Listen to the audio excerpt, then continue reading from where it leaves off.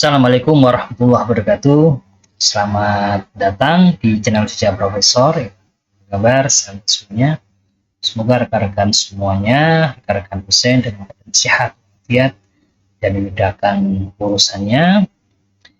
Di video kali ini kita akan bahas ya aturan baru dosen di tahun 2026 khusus terkait dengan pangkat, tunjangan, dan masa kerja yang mengalami perubahan dengan diterbitkannya Permendikbudristek nomor 52 tahun 2025. Kita akan baca ulang ya sistem pangkat, golongan, dan masa kerja karena banyak di antara para dosen yang belum paham ya mengenai bagaimana ya pangkatan, bisa kami singkat dengan panggol yang pangkat dan golongan di regulasi yang terbaru. Nah, Bapak Ibu sekalian, kita mulai ya dengan adanya regulasi di Permendikbudristek nomor 52 tahun 2025 mengenai penyetaraan tunjangan profesi bagi dosen non ASN. Saya rasa ini menjadi dasar kita untuk membahas ya dalam video ini.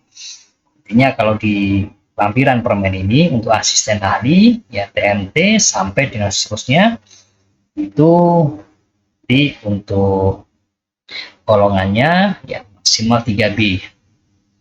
Dan setelah Bapak Ibu sekalian dari asisten ahli ya, 2 tahun ya bisa mengajukan ke lektor. Nah, di sini lektor ya. Nanti TMT, jika di tahun TMT masih 3B. Nah, kemudian TMT plus 1 sampai dengan TMT plus 3. Itu sudah naik golongannya menjadi 3C. Nah, kemudian untuk TMT yang di atas TMT plus 3 tahun, ya berarti nanti golongannya 3D. Kemudian untuk rektor kepala, ya, jadi TMT-nya, jika TMT masih menggunakan golongan yang lama 3D. Ya, sedangkan TMT plus 1 sampai dengan seterusnya 4A. Sedangkan nanti untuk profesor ya mulai dari TMT sama dengan lektor kepala 4A ya. Dan dari 4A ini kalau sudah setahun sampai dengan TMT plus 3. Maka itu golongannya secara otomatis akan dinaikkan menjadi 4B. Nah, mungkin di atas 3 tahun sampai dengan 5 tahun maka menjadi 4C. Nah, kemudian di atas 5 tahun sampai dengan 7 tahun yang 4B. Nah, Bapak Ibu sekalian, di perhitungan pangkat atau golongan dan masa kerja, kalau prinsip umumnya adalah pangkat atau golongan dosen itu tidak lagi ya mengajukan dengan mekanisme impasing, tetapi mengikuti jakat dosen, ya, jabatan akademik dosen. Ya, jabatan akademik dosen. Masa kerja terhitung ya sejak TMT. Di sini TMT terhitung mulai tanggal dihitung masa kerjanya TMT asisten ahli. Nah, itu perhitungan masa kerja. Jadi Bapak Ibu sekalian, masa kerja di sini dihitung TMT asisten ahli. Bukan dihitung dari masa kerja SK pengangkatan. Nah, jadi awal masa kerja adalah TMT asisten ahli, jabatan fungsional pertama, dan masa kerja ini nanti terus bersifat akumulatif, ya, berkelanjutan. Nanti akan menyesuaikan setiap bulan masa kerja. Ini karena nanti akan ditarik lewat sistem. Nah, kemudian kenaikan panggolnya, pangkat golongan mempertimbangkan ini tadi dari lampiran tadi ada masa kerja ya sejak TMT awal, TMT SK asisten ahli ya, dan dari kinerja ya dan pemenuhan persyaratan yang kenaikannya ya kenaikan untuk panggolnya itu berlaku pada TMT jabatan terbaru yang terpenuhi. Nanti akan berubah ya, akan mengalami kenaikan, sehingga implikasi pada kinerja, pada aplikasi kinerja, jadi masa kerja ini dihitung dari TMT asisten ahli. Di Bapak Ibu sekalian di setiap ya lembaga layanan ya itu sudah ada sistem atau aplikasinya ya. Mungkin kalau masih dalam bentuk manual ya mengirimkan SK ya, SK perbaruan terkait dengan pangkat dan golongan, atau kalau sudah ada sistemnya bisa dilihat di sistemnya yang itu akan mengalami kenaikan karena data di sistem itu ditarik setiap bulan, setiap tanggal 5 sampai tanggal 1 sampai dengan tanggal 5. Ya, status pangkat ya, status pangkat golongan itu mengikuti TMT yang terakhir, TMT di jabatan akademik yang. Nah, Bapak Ibu sekalian, terkait dengan masalah itu ya, kan bahwa dengan adanya Permendikti Saintek nomor 52 tahun 2025 terkait dengan pangkat dan golongan, ini ada mekanisme baru. Mekanisme baru ini lebih terstruktur dan lebih memudahkan untuk mengalami kenaikan. Kemudian juga masa kerja. Kalau masa kerja yang sebelumnya ya itu kalau kita tidak mengajukan passing maka stuck ya, masa kerja akan stuck. Sedangkan dengan adanya sistem yang baru ini, maka perhitungan masa kerja itu berbasis pada TMT yang konsisten. Nah, kemudian tunjangan profesi ini penyetaraan yang lebih sistematis ya, sehingga nanti akan ada ya kenaikan tunjangan profesi yang berkaitan dengan karena ada perubahan masa kerja, ada perubahan pangkat dan golongan. Nah, sistem kinerja sendiri itu sudah terintegrasi data karir dosen nasional melalui laman sistem. Regulasi yang ada ini ya ini membawa peluang ya ke arah perbaikan dari sistem yang ada, tapi juga ada tantangan-tantangan yang harus dihadapi. Apa itu tantangannya nanti akan kita bahas di sini. Nah, Bapak Ibu sekalian, sebelumnya kita harus paham dulu ya prinsipnya bahwa pangkat dosen itu mengikuti JAD. Maka Bapak Ibu sekalian, kalau secara rutin ya misalnya setiap 2 atau 3 tahun sekali atau 4 tahun sekali mengajukan kenaikan jabatan akademik dosen, maka nanti pangkat golongannya juga akan menyesuaikan. Nah, ini ada salah satu perubahan terbesar Bapak Ibu sekalian ya. Jadi jabatan akademik dosen ya kini menjadi basis utama pengembangan karir. Sehingga nanti pangkat dan golongan itu mengikuti jabatan akademik dosen. Sehingga implikasi strategisnya, maka Bapak Ibu sekalian yang mengajukan, yang secara rutin, ya mengajukan kenaikan jabatan akademik dosen, maka juga akan berdampak pada karir dosen dan juga penghasilan dosen.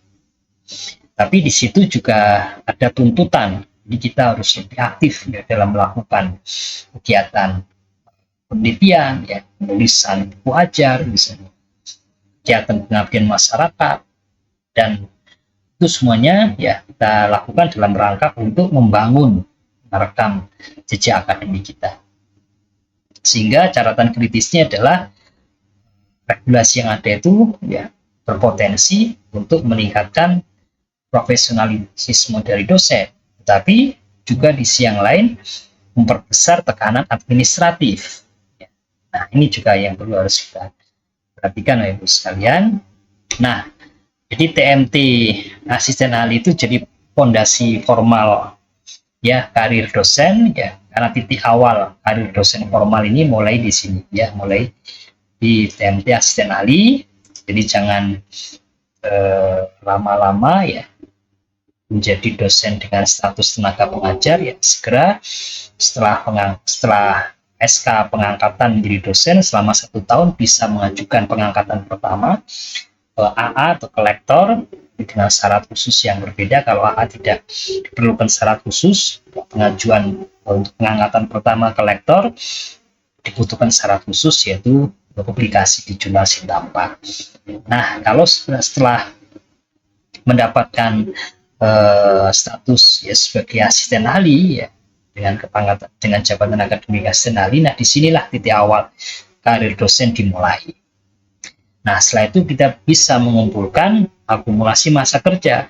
Kalau kita tidak segera untuk mengajukan asisten ahli itu belum dihitung ya, belum dihitung sebagai masa kerja ya.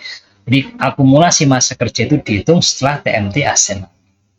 Nah, kemudian dasar untuk promosi berikutnya ya kenaikan pangkat, golongan itu ya dari TMT asisten ahli. Jadi kalau kita belum memiliki SK asisten ahli, ya maka belum bisa kita mengajukan pangkat dan golongan. Nah, ini titik awal formal yang sifatnya akumulatif dan berkelanjutan. Tapi tantangan bagi dosen muda, Bapak Ibu sekalian yang masih awal untuk meniti karir sebagai dosen ini, dapat terhambat mengurus jabatan akademik ya akibat beban administrasi yang tinggi. Ya. Kemudian kurang pendampingan dari institusi dan juga minimnya dukungan struktural.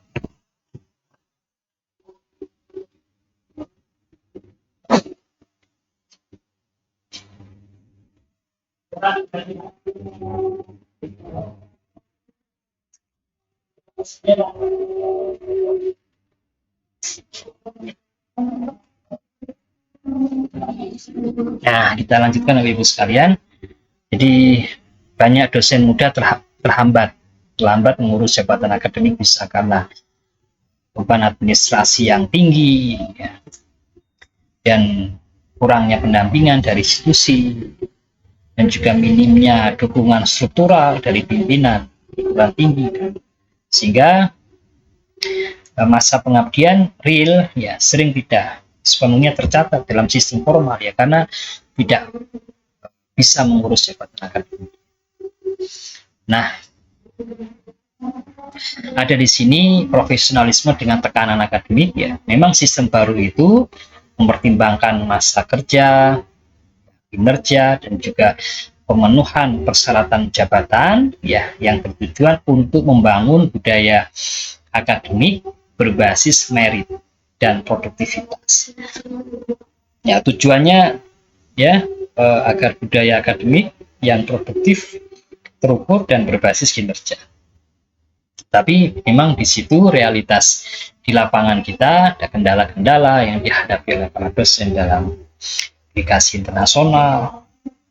Bisa juga karena minimnya dana riset ya, khususnya dari kampus, atau kesulitan untuk mendapatkan hibah penelitian dari negara ya. Dan juga di satu sisi yang lain juga beban mengajar yang overloaded ya, yang tinggi sekali, tuntutan administrasi yang kompleks juga ya. Sehingga resiko yang harus kita ukur atau kita harus pahami dan harus segera kita kurangi adalah sistem karir itu ya memang cenderung menjadi administratively driven. Dosen lebih sibuk memenuhi dokumen-dokumen administratif dibanding dengan membangun keilmuan secara substantif. Nah, Permen 52 ini terintegrasi dengan aplikasi kinerja dosen, sistem data nasional, dan sinkronisasi pangkat ya. Data ini bisa ditarik secara berkala. Biasanya nanti ditarik di setiap bulan itu tanggal 1 sampai dengan tanggal 5. Ya, akan dilakukan penarikan. Nah, data lebih terintegrasi yang mengurangi duplikasi dan memperkuat validitas data. Jadi kalau kita ingin mengambil data ya cukup dari satu sumber, dari sister ya. Kemudian untuk pangkat dan golongannya kita bisa mengacu kepada sistem yang dikembangkan oleh setiap LDV. Nah, perbedaan tampilan data antar platform ya mungkin kadang membingungkan dosen ya, dan sebagai pemicu kecemasan. Nah, tetapi memang itu kita bisa maklumi karena ini proses yang awal ya. Nah, kemudian penyetaraan tunjangan profesi ya, tunjangan profesi dosen ASN kita kini dapatkan lebih sistematis ya, berdasarkan jabatan akademik, golongan, masa kerja, dan TMT jabatan terakhir. Hingga di sini menimbulkan kepastian. Jadi tidak perlu ya mekanisme passing yang sering membutuhkan waktu dan persyaratan-persyaratan kebutuhan yang cukup menyulitkan para dosen. Tapi dengan perubahan ini ya kepastian lebih baik bagi dosen BTS yang mengurangi ketimpangan antara dosen ASN dengan non ASN dan memperkuat ya kemampuan profesi dosen swasta. Nah, tapi catatan pentingnya adalah penyetaraan tunjangan, ya tunjangan profesi dosen, ya belum menunjukkan penyetaraan kesejahteraan penuh. Nah, ini karena memang kalau gaji pokok dosen PTS ya masih sangat tergantung ya pada kemampuan finansial dari masing-masing institusi kampus swastanya. Nah, memang diperlukan ya adanya pergeseran paradigm ya dan juga beban administratif. Dosen ini seharusnya sebagai profesional academic worker. Regulasi baru ini memang menempatkan dosen sebagai tenaga profesional berbasis kinerja, bukan sekedar pengajar. Tapi sehingga dosen dituntut ya produktif secara ilmiah, aktif dalam tridharma, ya, masuk penelitian pengabdian masyarakat, sehingga bisa memiliki rekam jejak yang berlanjut. Apakah digitalisasi di sini benar-benar menyederhanakan sistem, atau mungkin hanya memindahkan birokrasi dari kertas ke layar? Nanti ini perlu kita jawab setelah berjalannya regulasi ini, ya setahun 2 tahun akan kita lihat. Tetapi realita beban kerja dosen saat ini ya memang cukup tinggi ya dengan adanya kewajiban untuk memenuhi BKD dan juga IKD ya secara rutin ya setahun, setiap semester, setiap tahun sekali, BKD, kewajiban khusus setiap 3 tahun, pelaporan di sistem juga, administrasi yang berkaitan dengan jabatan akademik, laporan publikasi, juga sinkronisasi data lintas platform. Sehingga beberapa beban kerja ini ya akan berdampak pada waktu akademik menjadi berkurang, ya kualitas risetnya ya tentu akan menurun dan ruang refleksi intelektual menjadi hilang. Nah, Bapak Ibu sekalian, apa yang harus dilakukan oleh perguruan tinggi? Jadi memperkuat pendampingan, membantu dosen memahami regulasi dan mengurus jabatan akademik secara tepat waktu, bangun ekosistem riset yang sehat, sediakan fasilitas dana, juga waktu yang memadai untuk kegiatan ilmiah, sehingga perguruan tinggi juga harus mengurangi beban administratif dosen, sederhanakan proses yang perlu agar dosen bisa fokus untuk berpikir, meneliti, mengajar, dan juga berinovasi. Ya, sehingga Permendikti Saintek nomor 52 ini langkah penting dalam reformasi profesi dosen, namun nanti dalam implementasinya dia membutuhkan komitmen nyata dari semua. Karena dosen bukan hanya sekedar pelaksana administrasi, tapi dosen itu menjaga ilmu pengetahuan, peradaban, ya, dan juga masa depan bangsa. Demikian Bapak Ibu sekalian, mudah-mudahan bermanfaat. Ya. Terus ikuti channel Jejak Profesor bersama menuju ilmu berkarya. Saya akhiri, Assalamualaikum warahmatullahi wabarakatuh.